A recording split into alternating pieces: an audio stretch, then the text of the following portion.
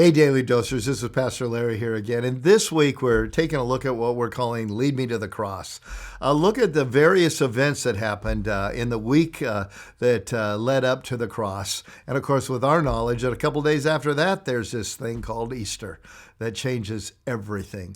Now, yesterday we took a look at Jesus' third time of telling his inner circle, I'm going there to die. They're going to kill me. They're going to crucify me, but it'll be all okay because 3 days later I'm going to rise. And we talked about how they totally missed it. They just didn't get it, and how much we can be that way and not catch what Jesus has told us. Well, today, what I want to do is I want to look at this thing we call Palm Sunday.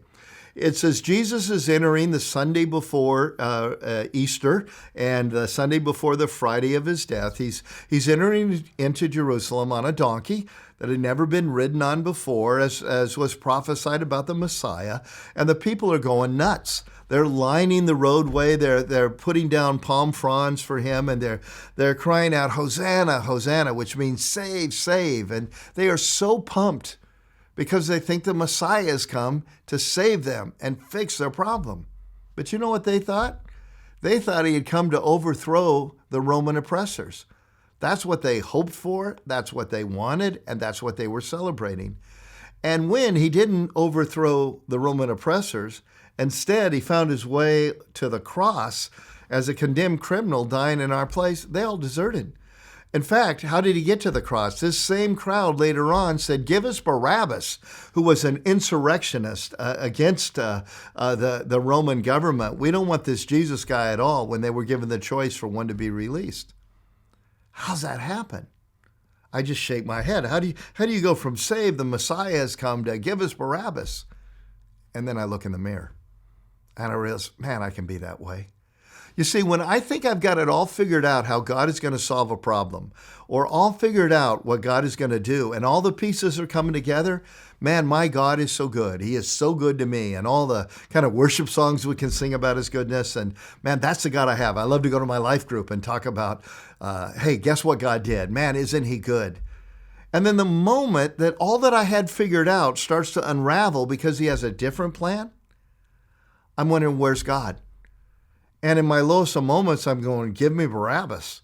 You know, we've been taking a look at David and King Saul in our sermon series on these weekends, and we see over and over and over, both in David and in King Saul, this tendency to trust God as long as everything's going the way they think it should, and to take matters into their own hands whenever that's not what happens.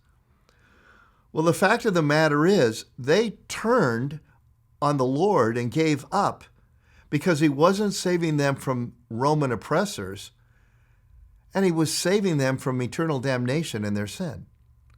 I mean, think about that.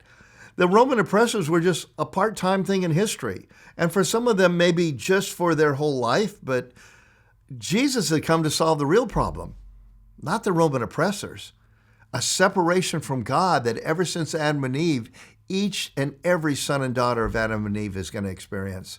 Because with our eyes wide open and our hands held high, we choose to rebel against the King Most High.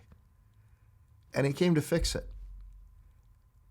And when he went to fix it, by going to the cross, they turn on him.